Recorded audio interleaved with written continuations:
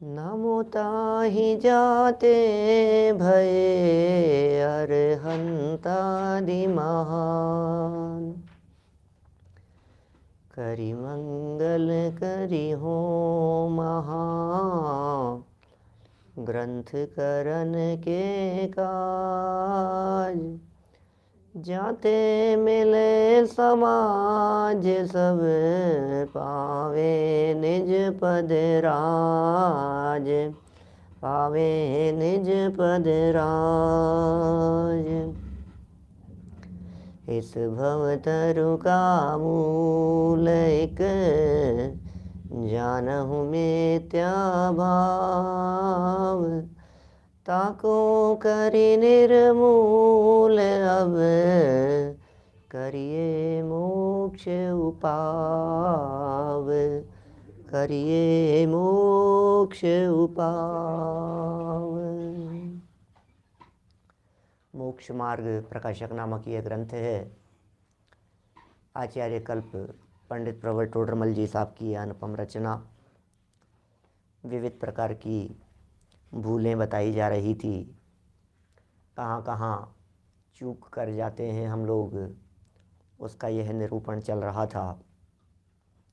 विशेषकर विद्वानों की भूलें हैं, ज्ञानियों की भूलें हैं। ज्ञानियों की मतलब सम्यक दृष्टि तो नहीं कहेंगे, लेकिन ज्ञानी का अर्थ सिर्फ इतना समझना कि पढ़े लिखे लोगों की भूलें हैं। स्वाध्याय करने वालों की कहाँ चूक रह जाती है, उसकी यह चर्चा चल रही है। सात तत्व का अन्यथा रूप प्रकरण है। इससे ऊपर यदि जाकर के देखें तो प्रकरण था धर्म बुद्धि से धर्म धारक व्यवहाराभासियों का। धर्म करना चाहते हैं और धर्म बुद्धि से करना चाहते हैं, कोई प्रयोजन नहीं है, किसी तरह का कोई लौकिक प्रयोजन नहीं है। हम सात तत्व समझ रहे हैं तो हमारा ये प्रयोजन नहीं है कि घर में सुख शांति हो। हम यदि इन देवगुरु धर्म के स्वरूप को समझ रहे हैं तो न हमारा आजीविका का प्रयोजन है, न हमारा स्वास्थ्य का प्रयोजन है, न घर गृहस्थी संबंधी प्रयोजन है। धर्म करना चाहते हैं, धर्म बुद्धि से करना चाहते हैं, सच में धर्म करना चाहते हैं, वास्तविक धर्म करना चाहते हैं, ये हमारा प्रयोजन है। धर्म बुद्धि से धर्म करने वाले लोग हैं। जीव जीव आश्रव बंध संवर निर्जरा मोक्ष, इन सात तत्वों को भी जानते हैं। और इसलिए जानते हैं कि हमने सुना है तत्वार्थ श्रद्धानम सम्यक दर्शनम। तत्वार्थ की श्रद्धा का नाम सम्यक दर्शन है, ये हमने सुना है। जब तत्वार्थ श्रद्धा सम्यक दर्शन है तो फिर तत्वों को जानना ही पड़ेगा सम्यक दर्शन की प्राप्ति के लिए। लेकिन यहाँ टोडरमल जी कह रहे हैं कि तुमने जाना तो सही, आगमानुसार तो जान लिया, शास्त्रानुसार तो जान लिया, लेकिन शास्त्र में जो सूक्ष्म बातें थी उन बातों को गहराई से समझ नहीं पाए और कहीं न कहीं भूल कर बैठे। पेज नंबर 230, 230 नंबर का पेज आप लोग निकालिए। 5 तत्वों संबंधी भूल की चर्चा कर चुके हैं, अन्यथा रूप की चर्चा कर चुके हैं। यहाँ निर्जरा तत्व का अन्यथा रूप वाला सुंदर प्रकरण है, उसकी चर्चा कर रहे हैं। कल के प्रकरण को रिपीट करने की ज़रूरत नहीं है, यद्यपि ऊपर लिखी हुई पंक्तियाँ थोड़ा फास्ट हम लोग पढ़ गए थे। चारित्र के भेद, 13 प्रकार के चारित्र, उनमें महाव्रत है। आपने अणुव्रत और महाव्रतों को आश्रव तत्व कहा, ये बात कुछ जच नहीं रही है। तो टोडरमल जी ने कहा भैया ये तो सब व्यवहार से कहा है, असली चारित्र तो वीतराग भाव होता है। अच्छा, मैं कभी ऐसा कहता हूँ, सुनो, चारित्र है ना, चारित्र, चारित्र क्या है? चारित्र क्या चीज़ होगी? नरेश जी भाई साहब बोलो, चारित्र क्या चीज़ होगी? बोले चारित्र गुण की पर्याय होगी ना। चारित्र तो चारित्र जो होगा वो चारित्र गुण की पर्याय होगी, क्योंकि अच्छा ज्ञान क्या चीज़ है कि साहब इनको ज्ञान बहुत है, इसका मतलब ज्ञान गुण की पर्याय का विकास ही है ना। ज्ञान बहुत है माने ज्ञान गुण की पर्याय विकसित अवस्था में है, वो ज्ञान है। इनकी श्रद्धा बहुत दृढ़ है, तो वो श्रद्धा गुण की पर्याय है। इनका चारित्र बहुत अच्छा है, तो वो चारित्र गुण की पर्याय है। गहराई से समझने की चेष्टा करना। तो असली चारित्र तो चारित्र गुण की पर्याय का नाम है। चारित्र तो चारित्र गुण की पर्याय को कहते हैं। एक तो ये हो गई बात। अब सुनो गजब की बात, जब चारित्र चारित्र गुण की पर्याय को कहते हैं तो फिर वो अणुव्रत रूप कैसे हो सकता है जी? फिर वो महाव्रत कैसे हो सकते हैं? जब चारित्र गुण की पर्याय है तो महाव्रत तो चारित्र गुण की पर्याय नहीं है, तो क्या नाम होगा उसका? एक नाम का है जनागम में। यदि आप उसको चारित्र के एंगल से देख रहे हैं तब तो एक नाम होगा चारित्र पर्याय, लेकिन जनागम में उसी चारित्र पर्याय के लिए वीतराग शब्द का प्रयोग किया है। वीतरागता, वीतराग चारित्र है, वो सच्चा चारित्र। वीतराग चारित्र ही सच्चा चारित्र है। सराग चारित्र को सच्चा नहीं कहते, वो राग सहित है। राग सहित वीतरागता जहाँ मिश्रित है वो अलग बात है। तो असली चारित्र तो वीतराग भाव हुआ। तो फिर अणुव्रत महाव्रत क्या है? बोले अणुव्रत और महाव्रतादिक के काल में वो वीतराग चारित्र विशेष रूप से होता है, इसलिए अणुव्रत और महाव्रतादिक को भी उपचार से चारित्र कह दिया जाता है। वीतराग भाव की पूर्णता, वीतराग भाव की रूप परिपूर्ण अवस्था वो महाव्रत के बिना नहीं हो सकती। इसलिए सहचारी कारण जानकर, इसलिए उसे बेस जानकर, भूमि जानकर उसको भी यहाँ चारित्र कह दिया जाता है। ये चारित्र ही धर्म है, इसे ही धर्म कहते हैं। धर्म की एक व्याख्या चारित्र भी है। सच्चा चारित्र वो सच्चा धर्म है। यहाँ जो वीतराग भाव को चारित्र कहा वो असली चारित्र है। वो वीतराग भाव महाव्रतादि होने पर ही होता है, इसलिए महाव्रतादि को भी व्यवहार से, उपचार से चारित्र कह दिया गया है। इसलिए सच्चा चारित्र जो वीतराग भाव है, वो वीतराग भाव यदि आपको समझना हो, जानना हो, तो एक और शब्द दे दिया है, निकषाय भाव का नाम वीतराग चारित्र है। निकषाय भाव, कषाय रहित, क्या नग्नता के बिना मोक्ष नहीं होता। क्या? लेकिन नग्नता मोक्ष नहीं है। देखो कितनी सुंदर बात है। नग्गो विमोक्ष मग्गो, नग्नता के बिना मोक्ष नहीं है, अपरिग्रह के बिना मोक्ष नहीं है। लेकिन अपरिग्रह ही मोक्ष है ऐसा भी तो नहीं है। ये सब संवर के कारणों संबंधी भूलों की बात हो चुकी थी विस्तार से, और थोड़ा बढ़ते हैं आगे। निर्जरा तत्व का अन्यथा रूप, 230 पेज, बीच में हेडिंग सबको दिखाई दे रहा होगा। तथा अंशनादिक तप से निर्जरा, निर्जरा क्या लिखा आगे? मानता है। क्या क्या कहा? अंशनादिक तप से निर्जरा मानता है कि साहब शास्त्र में ही तो लिखा है। नीचे नीचे प्रश्न भी है, फिर प्रश्न उठाया है नीचे 8, 10, 12 लाइनों बाद में प्रश्न उठाया है कि शास्त्र में लिखा है साहब तप से निर्जरा।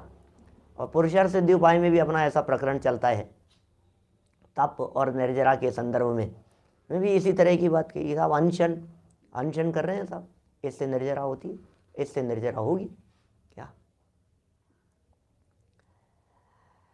देखिए, अंशनादिक तप से निर्जरा मानता है, परंतु केवल बाह्य तप ही करने से तो निर्जरा होती नहीं है।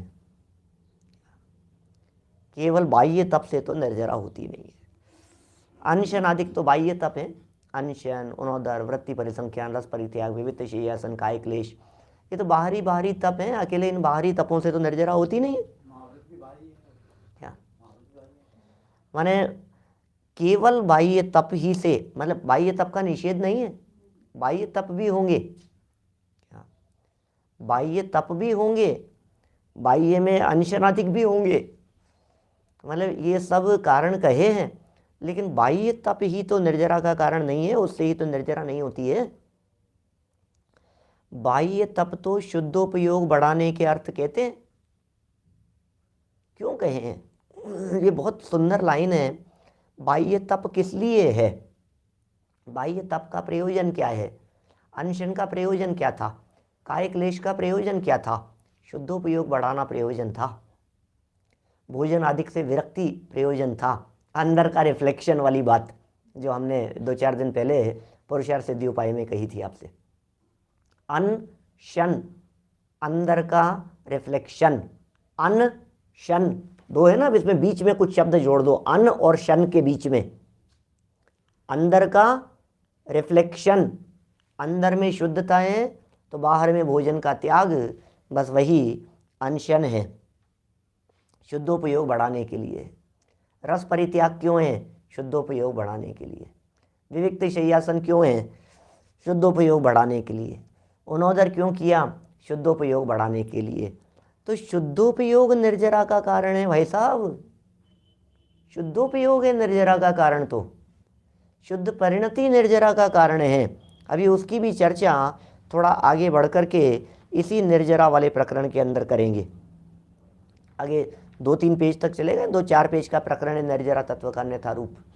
2-3 दिन चलेगी चर्चा। तो उसमें शुद्ध परिणति की चर्चा करेंगे। शुद्ध परिणति को बल मिलता है शुद्धोपयोग से। शुद्धोपयोग चार्जर है। शुद्धोपयोग के माध्यम से परिणति चार्ज होती है। तो शुद्धोपयोग को कारण कहा यहाँ निर्जरा का। शुद्धोपयोग निर्जरा का कारण है। तो बाह्य तप, बोले बाह्य तप शुद्धोपयोग की वृद्धि में सहयोगी बनते हैं। बाह्य तप शुद्धोपयोग की वृद्धि में कारण बनते हुए दिखाई देते हैं। इसलिए बाह्य को भी, उनको भी तप कहा है, उन्हें भी निर्जरा का हेतु कह दिया गया है। संवर पूर्वक निर्जरा होती है, इसलिए संवर भी उपयोगी है। और संवर सम्यक दर्शन पूर्वक होता है, इसलिए सम्यक दर्शन भी है। एक प्रश्न अभी सामने आया कि साहब संवर के कारणों में गुप्ती, समिति, धर्म, अनुप्रेक्षा, परिचय और चारित्र, इन सबको तो कहा संवर के कारण में, लेकिन सम्यक दर्शन को नहीं कहा। ऐसा क्यों? बोलो, सम्यक दर्शन को क्यों नहीं कहा? गुप्ती, समिति, धर्म, अनुप्रेक्षा, परिचय, चारित्र, इन सबको तो कहा आपने, लेकिन उसको भी तो कहना चाहिए था। सम्यक दर्शन को भी तो संवर का कारण के, निर्जरा का कारण। अरे संवर का कारण क्या कहें, वो संवर स्वरूप है सम्यक दर्शन। तो सम्यक दर्शन के बिना तो कुछ होता ही नहीं है। सम्यक दर्शन के बिना तो संवर नहीं होगा, निर्जरा नहीं होगी, गुणस्थान नहीं चढ़ेंगे, मोक्ष मार्ग नहीं होगा। वो तो पहली सीढ़ी है ना। इसलिए सम्यक दर्शन 41 कर्म प्रकृतियों का आश्रव निरोध कहा है, वहाँ बंध विच्युति होती है 41 कर्म प्रकृतियों की। तो बहुत बातें हैं वहाँ जो सब जानने योग्य है कर्णानुयोग की दृष्टि से। यहाँ कह रहे हैं शुद्धोपयोग निर्जरा का कारण है। ये असली कारण का है शुद्धोपयोग को निर्जरा का। इसलिए उपचार से तप को भी निर्जरा का कारण कहा है। शुद्धोपयोग निर्जरा का कारण है और बाह्य तप, ध्यान देना कैसे कनेक्शन बैठाया है। शुद्धोपयोग निर्जरा का कारण है, बाह्य तप शुद्धोपयोग के लिए किए जाते हैं। निर्जरा का कारण शुद्धोपयोग, ये बाह्य तप, ये बाह्य तप निर्जरा के लिए किए जाते हैं। इसलिए ये जो बाह्य तप है, इन बाह्य तप को भी निर्जरा का कारण कह दिया जाता है, क्योंकि शुद्धोपयोग के लिए है ना। देखिए जरा सुंदर वाक्य दे रहे हैं यहाँ, निर्जरा तत्व अन्यथा रूप का सेकंड लाइन देखिए। शुद्धोपयोग निर्जरा का कारण है, इसलिए उपचार से तप को भी निर्जरा का कारण कहते हैं। यदि बाह्य दुख सहना ही निर्जरा का कारण हो तो तिर्यंचादिक भी भूख तृषादिक सहते हैं। ओ क्या भाई साहब यदि भूखे रहना ही, दुख सहना ही, कष्ट सहना ही निर्जरा का कारण, अरे नहीं नहीं, लोगों को लगता ही ऐसा ही है। निर्जरा थोड़ा सा क्या होगा कि तकलीफ सहनी पड़ेगी भाई साहब, आपको तकलीफ सहो, थोड़ी सी, थोड़ा कष्ट सहो, पीड़ा हो रही है तो कोई बात नहीं, ये ऐसा समझता है व्यक्ति। लेकिन एक बात बतलाइए, दुख सहते सहते आनंद कैसे आ जाएगा? मैं एक बात कहता हूँ, जिसके मूल में ही तकलीफ है उसके बाद में आनंद कैसे मिलेगा? लोग कहते हैं अभी तकलीफ सह लो, बाद में आराम मिलेगा। लोग ये कहते हैं अभी परेशानी सह लो, बाद में फिर मज़े करना। नहीं है ऐसा। हमारा जो धर्म है, हमारा जो जिन धर्म है, ये कहता है यदि आपको वर्तमान में आनंद आ रहा है तो भविष्य में आनंद आएगा। वर्तमान में तकलीफ की अनुभूति हो रही है तो भविष्य में आनंद नहीं मिलने वाला है आपको। इस धोखे में मत रहना। अभी अभी आपको कैसी फीलिंग हो रही है? जिनवाणी सुनते समय आनंद आता है तो जिनवाणी अंदर उतरने में भी आनंद आएगा। जिनवाणी सुनने में ही मज़ा नहीं आ रहा है तो भविष्य में भी नहीं आएगा। भाई साहब, कर्म का फल भविष्य बाद में मिलता है, लेकिन धर्म का फल तत्काल मिलता है। कर्म और धर्म, इन दोनों में कुछ फर्क है या नहीं है? कर्म उसे कहते हैं जिसका फल नियम से तत्काल नहीं मिले। नियम से तत्काल नहीं मिलता कर्म का फल, क्योंकि कर्म बंधन होता है, फिर बंधन होने के बाद में अबाधा काल पड़ता है, फिर अबाधा काल पूरा होता है और फिर उदय आता है। तो नियम से अबाधा काल के बाद में ही आएगा ना, तत्काल तो नहीं मिला ना। तो जिसका फल नियम से तत्काल नहीं मिले, बाद में मिले, वो कर्म है। लेकिन धर्म, धर्म का फल तत्काल है, धर्म का फल उधार नहीं है। ये तो आप लोग बहुत अच्छे से जानते हैं ना, सब बिजनेस वाले लोग हैं, आज नगद कल उधार। क्या नगद? भाई साहब, ये धर्म नकद है। यहाँ उधार का काम नहीं है। यहाँ ऐसा नहीं है अभी अभी आत्मा का अनुभव हो और आनंद कल आए, ऐसा नहीं है। स्वभाव की पकड़ अभी हो, स्वभाव की तरफ झुकना अभी हो इस पर्याय में, और आनंद अगले समय की पर्याय में आए, ऐसा नहीं होता है। ये आनंद की चर्चा चल रही है भैया। ये कह रहे हैं बाहर में दुख सहे और निर्जरा का कारण हो जाए तो फिर व्यक्ति दुखी होकर के निर्जरा, अरे करेगा क्यों? सारे जगत को ऐसा लगता है भैया केश लॉन्च कर रहे हैं, भैया थोड़ा सा देखो, तकलीफ तो सहनी ही पड़ती है। भूखे रहो, थोड़ा सा उपवास करो, थोड़ी सी तकलीफ सहो, केश लॉन्च करो, नंगे पाँव चलो जमीन पर, कुछ पहनो मत, कुछ ओढ़ो मत, कुछ ऐसा मत करो, 22 प्रकार के परेशानों को सहो, तकलीफ थोड़ी सी मिलेगी तब जाकर के कर्म। ऐसी थोड़ी ना निर्जरा होती है भाई साहब। कर्मों के निर्जरा के लिए कष्ट तो सहना। ये समाज की बात कह रहा हूँ मैं। समाज में ऐसी चर्चाएं करने वाले बहुत लोग हैं, कहीं अपने अंदर में तो ऐसी बात बैठी हुई नहीं है क्या? कहीं हम तो ऐसा अंदर में सोच करके नहीं बैठे हुए हैं?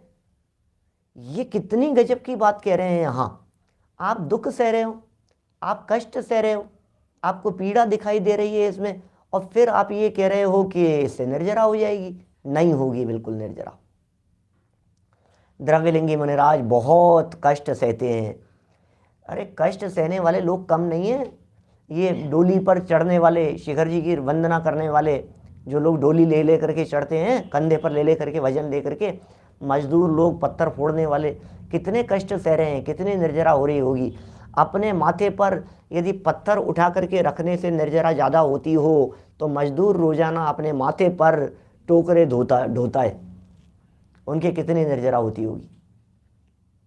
बिल्कुल भी नहीं होती, रंच मात्र भी नहीं होती निर्जरा।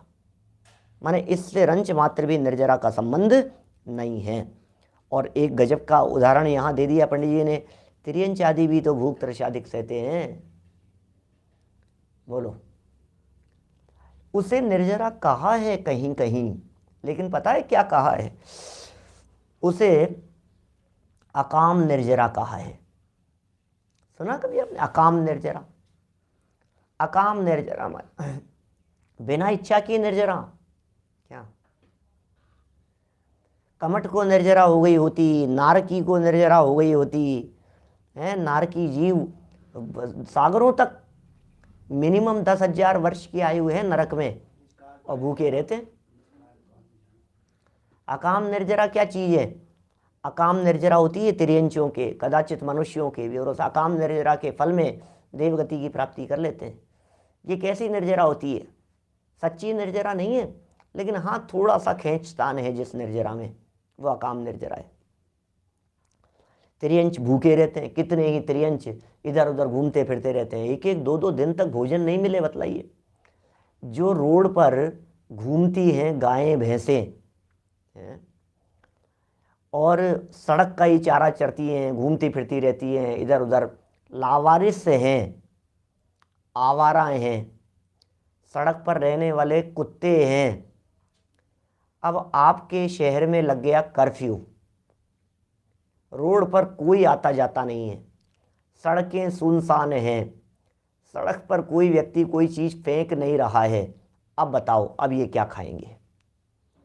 बोलो, आपका कर्फ्यू क्या इन लोगों के लिए कष्ट नहीं सहता हुआ दिखाई दे रहा है? ये लोग उपवास कर रहे हैं, उपवास हो रहा है ना इन लोगों के भी, भूख प्यास सह रहे हैं कि नहीं, बर्दाश्त कर रहे हैं ना भूख प्यास।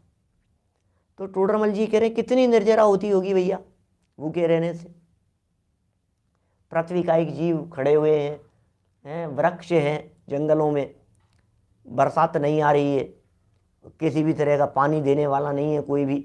अब कितने कितने लंबे समय तक, 2 महीने बाद में बारिश आई तो 2 महीने तक वो पेड़ खड़ा हुआ है इसी तरह से, कोई पानी नहीं है, कुछ भी नहीं, सूख गया है बिल्कुल। तो पेड़ों की क्या दशा दिखाई देती है? 2 इंद्रिय 4 इंद्रिय जीवों को क्या खाने पीने को मिलता है? नारकियों की क्या पोजीशन होती है? गाय भैंस कुत्ते बिल्लियों की क्या स्थिति होती है? तो कहने का मतलब यह है कि भैया भूखे रहने से निर्जरा नहीं होती, और जगत में लोग भूखे ही इसलिए रहते हैं कि इससे निर्जरा हो। 10 दिन के उपवास कर लिए, कितने कर्मों की निर्जरा कर ली भाई साहब। निर्जरा के लिए आपको भूखे तो रहना ही पड़ेगा, उपवास तो करना ही पड़ेगा, ऐसा लोग समझते हैं। देखिए भाई, ये दुख सहना ही निर्जरा का कारण हो तो तिर्यंच आदिक भी भूख तृषाधिक, माने भूख प्यास सर्दी गर्मी अधिक सब सहते हैं। आपको ऐसा लगता होगा पूरी की पूरी 22 परिचय है, पूरी की पूरी 22 परिचय है, कोई 1 2 4 को कोई ऐसी कोई विशेष हो तो उनको छोड़ देना, वो सब की सब त्रियंचों के ऊपर लागू हो जाएगी। मेरा कोई अन्यथा बात कहने का प्रयोजन नहीं है, इसलिए अदरवाइज मत लीजिएगा। लेकिन क्षुधा तृषा, शुद्ध पिपासा, शीत माने सर्दी, उष्ण गर्मी, दंशमशक मच्छर, नग्नता, अरति, ये सब त्रियंचों के नहीं दिख रहे हैं आपको लाइन से? भूख प्यास सर्दी गर्मी मच्छर नग्नता सब कुछ त्रियंचों के भी दिखाई दे रहे हैं ना, सब कुछ तो साफ साफ दिख रहा है बेचारे ये भी। तो फिर ये इसका ये 22 परिचय सहने से निर्जरा होती है क्या? ये निर्जरा का कारण मानेंगे तो त्रियंचों की कितनी निर्जरा हो जाएगी।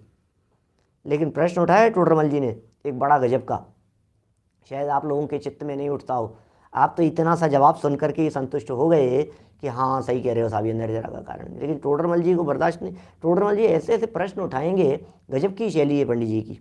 देखो क्या कहते हैं, तब वह कहता है, वह कौन? टोडरमल जी खुद प्रश्न उठा रहे हैं ना, वह के नाम से कदाचित कहेगा, सामने वाला ऐसा कहेगा।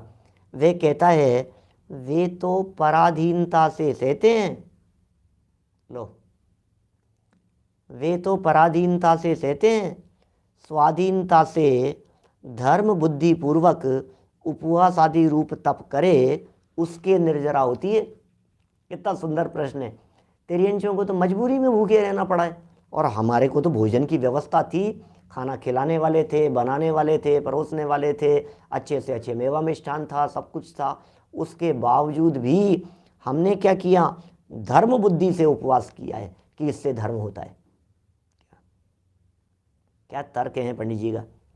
स्वाधीनता पूर्वक कर रहे हैं हम, हमारा उपवास परतंत्रता, भोजन मिला नहीं, एक तो उसको उपवास हो गया, और भोजन मिल रहा है और फिर भी नहीं खा रहा है, तो दोनों में अंतर होगा कि नहीं? पंडित जी साहब आपने कैसे कह दिया, आप कैसे मिला रहे हो तिर्यंचों को और हमारे को?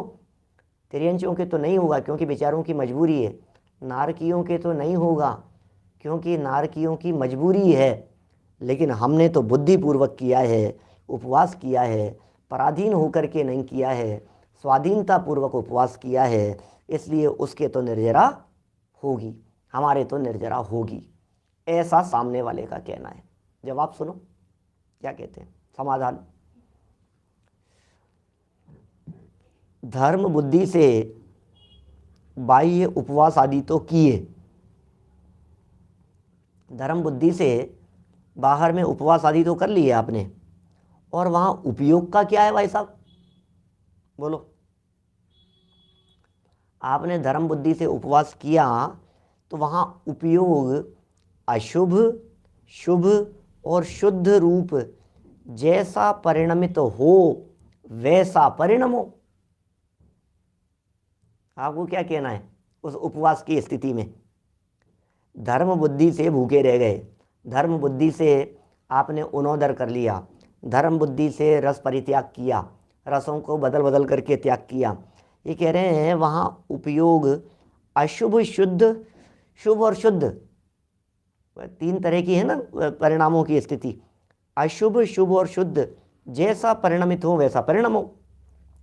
यदि बहुत उपवास करने से बहुत निर्जरा हो, थोड़ा करने से थोड़ी निर्जरा हो, तब तो ऐसा नियम ठहरे आपका।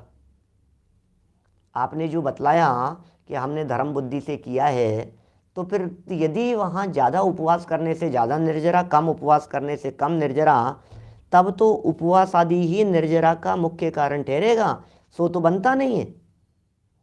बहुत सुंदर बात कह दी आगे, परिणाम दुष्ट होने पर उपवास आदि से निर्जरा होना कैसे संभव है? परिणाम दुष्ट है और उपवास कर रहा है तो निर्जरा होना कैसे संभव है? आप ही बताओ। फल परिणामों का लगेगा कि फल भूखे रहने का लगेगा? भूखे रहा, मजबूरी में नहीं रहा है, धर्म बुद्धि से रहा है, लेकिन तो भी परिणाम आकुलित व्याकुलित हो रहे हैं, अब फल तो परिणामों का लगेगा। सवाल तो परिणामों का है ना। आपने उपवास किया और उपवास करके टीवी देख रहे हो तो आपको फल किसका लगेगा?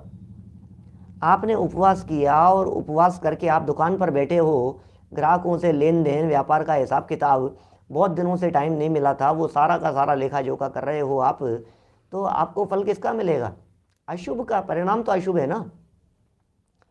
और यदि आपने उपवास किया और उपवास करके बाहरी क्रियाओं में, धार्मिक क्रियाओं में अपना काल बिताया, तो फल किसका लगेगा? कि जैसा उपयोग। किसको कैसा फल मिलेगा? जिस व्यक्ति का जैसा उपयोग होता है उसे वैसा फल मिलता है। तो यदि शुभ में था तो शुभ का फल मिलेगा, अशुभ में हो तो अशुभ का फल मिलेगा, और यदि शुद्ध में चला जाएगा परिणाम शुद्ध रूप होगा तो उसका फल मिलेगा। परिणाम महत्वपूर्ण है। पूरे जनागम में जगह जगह परिणाम से ही बंद है, मोक्ष भी परिणाम से, यह जान कर हे भव्य जन परिणाम को पहचानिए, परिणामों को संभालिए। फल तो परिणामों का लगता है, टोडरमल जी कितनी जगह पर कह चुके हैं, फल तो परिणामों का लगता है, फल तो परिणामों का लगता है। आगे अभिप्राय की भी चर्चा करेंगे पेज नंबर 38 पर।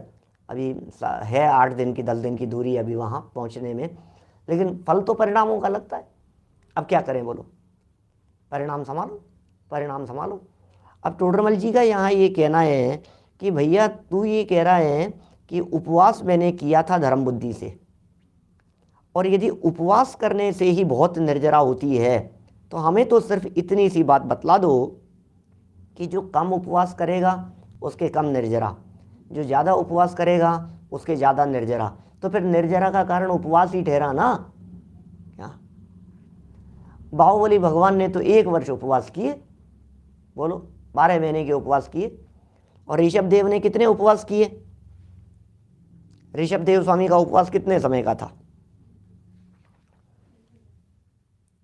पहले तो 12 महीने के किए, फिर बाद में 1000 वर्ष लग गए उन्हें केवल ज्ञान की प्राप्ति करने में। अभी भरत जी ने कितने उपवास किए? कर्मों की निर्जरा हुई कि नहीं हुई? भरत जी को अंतर्मूर्त में केवल ज्ञान की प्राप्ति हो गई। माने इससे ये बिल्कुल स्पष्ट समझ में आ रहा है कि भैया उपवास कंपलसरी नहीं है।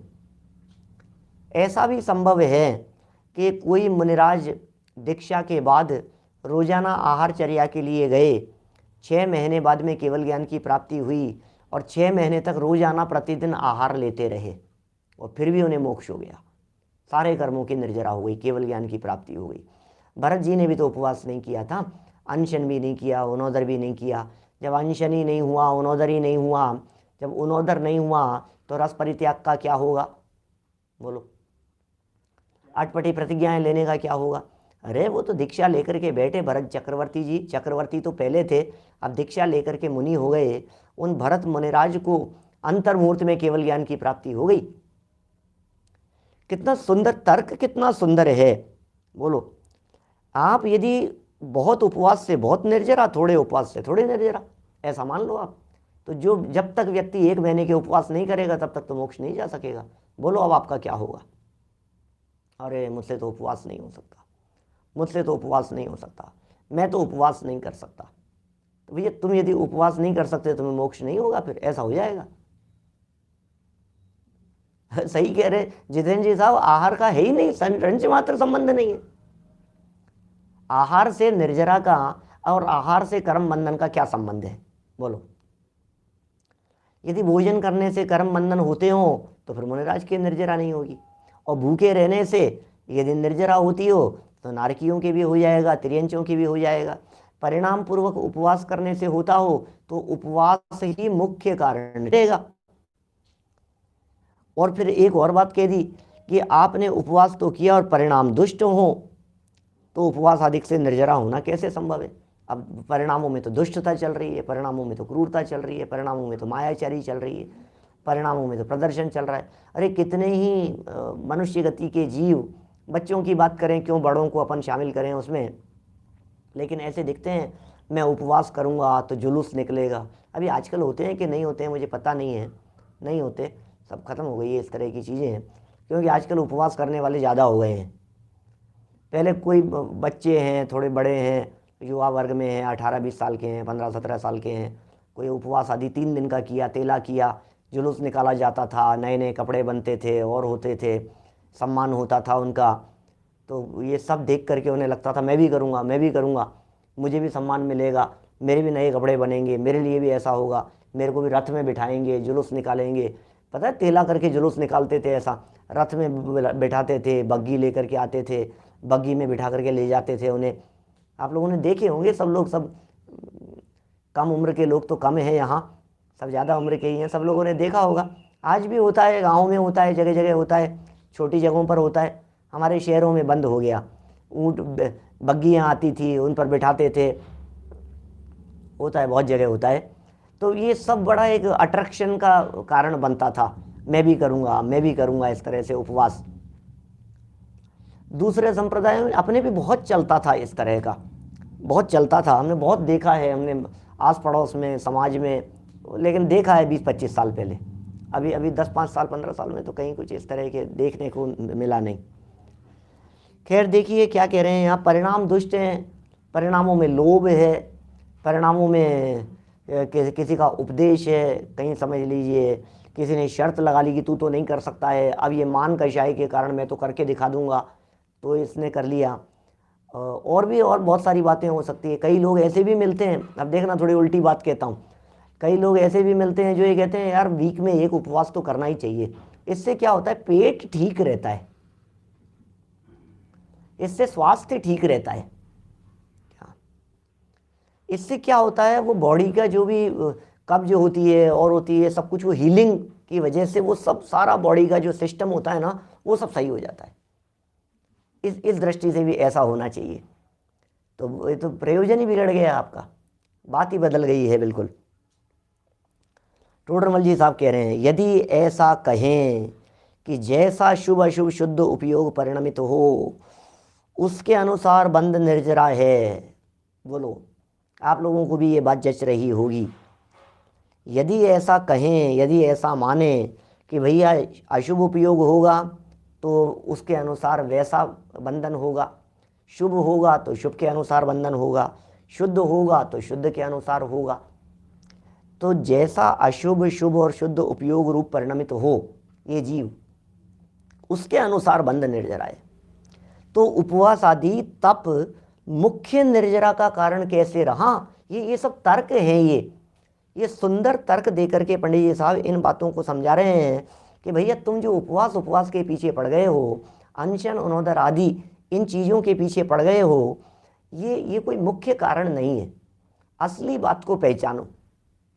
आप वही बात याद कीजिए, कुछ दिनों पहले उदाहरण दिया था आपको, पदासे में रख करके दवाई खिलाई, तो असली इलाज का कारण तो दवाई है। अब दवाई निकाल करके फेंक देवे क्या, दवाई निकाल करके फेंक देवे और अब ये कहे कि भाई मैंने पतासा खा लिया, देख लो आप अब निर्जरा होगी कि नहीं होगी। बोले बिल्कुल नहीं होगी। सही कह रहे हैं आइए जैन साहब। अल्टीमेटली बात तो ये है कि काम तो परिणामों से होगा, इसलिए परिणामों की संभाल कर बस। और हम हमेशा एक बात कहते हैं, परिणाम अपरिणामी के लक्ष्य से सुधरते हैं। परिणामों को सुधारने के लिए अपरिणामी ज्ञायक का लक्ष्य किया जाता है। परिणाम सुधारने के लिए अपने त्रिकाली ध्रुव आत्म तत्व को देखा जाता है।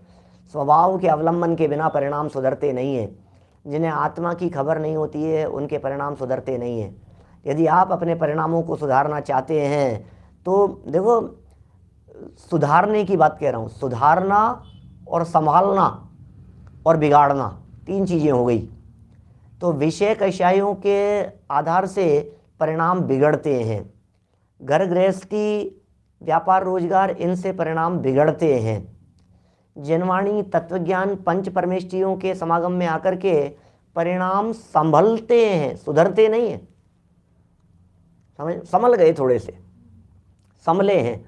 अब संभलते संभलते जब वो उपयोग और परिणाम आत्म सन्मुख हो गया, अंदर में चला गया, तो परिणाम सुधर गए। क्या अभी पाप में बिगड़े हुए थे, पुण्य में कुछ संभल रहे हैं और धर्म में सुधर गए हैं, तो परिणाम कैसे सुधरेंगे। तो परिणाम सुधारने का उपाय तो परिणाम से दृष्टि हटाकर पारिणामिक भाव को देखना है, तो परिणाम सुधरते हैं। तो ये तो असली बात इन्होंने कह दी। सारे घूम फिर करके बात यहाँ आ गई कि अशुभ शुभ और शुद्ध उपयोग रूप यदि परिणमित हो तो उसके अनुसार बंध भी होगा और निर्जरा भी होगी। सीधी सीधी सी बात है भाई। ऐसा नहीं है कि कोई व्यक्ति शुद्धोपयोगी हैं तो उनके अकेली निर्जराई हो रही है, उनके भी बंधन हो रहा है।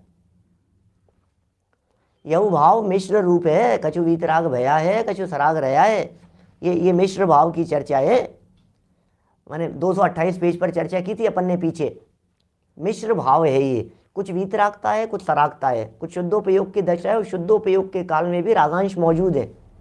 ये नानशेन तु रागस्ते नानशेन मंदनम भवती, ये गात ऐसे श्लोक आने वाले हैं पुरुषार्थ सिद्धि उपाय में, थोड़े दिन में आएंगे, 10-15 दिन में। ऐसी चर्चा बड़ी मार्मिक चर्चा है।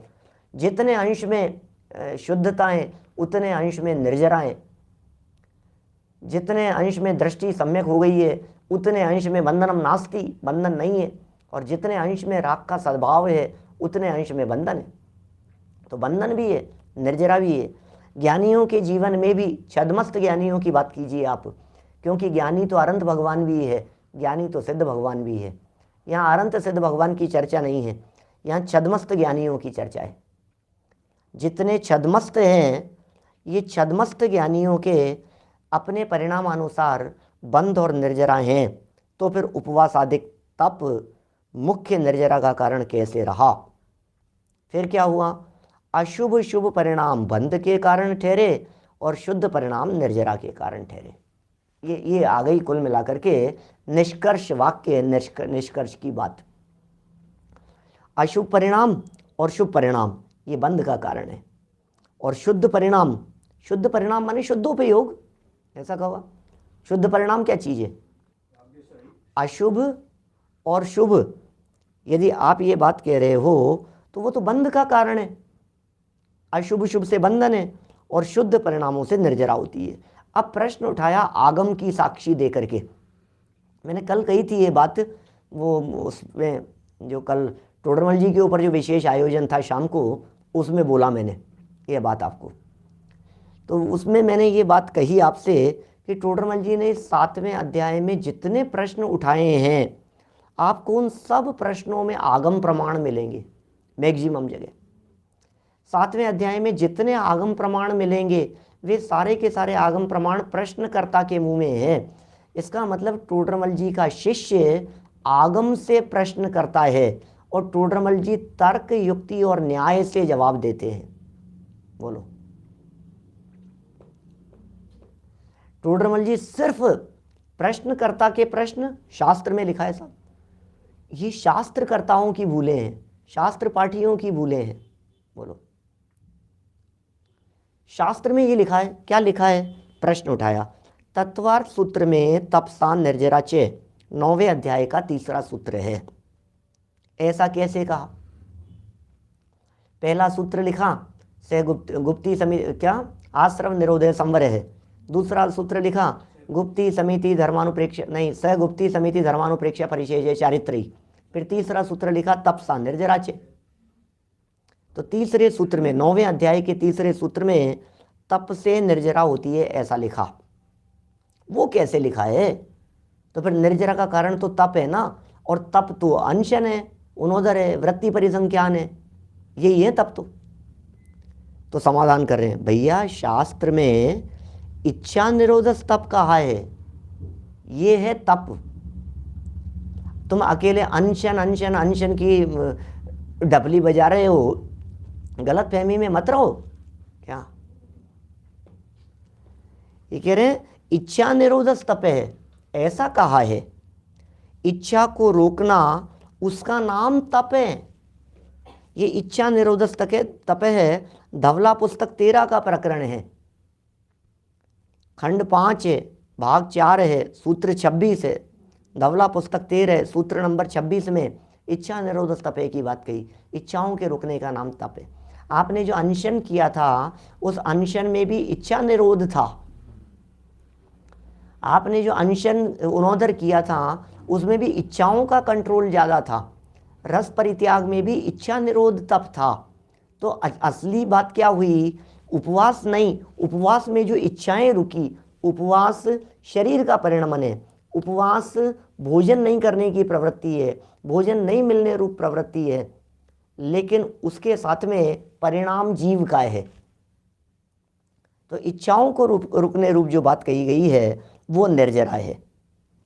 आगे आकर के ये उपवास, अकाम निर्जरा हैं, अनशनादिक को तप संज्ञा कैसे है, ज्ञानियों के कैसे होते हैं, ये सब निर्जरा के संदर्भ में ये प्रकरण चलने वाला है।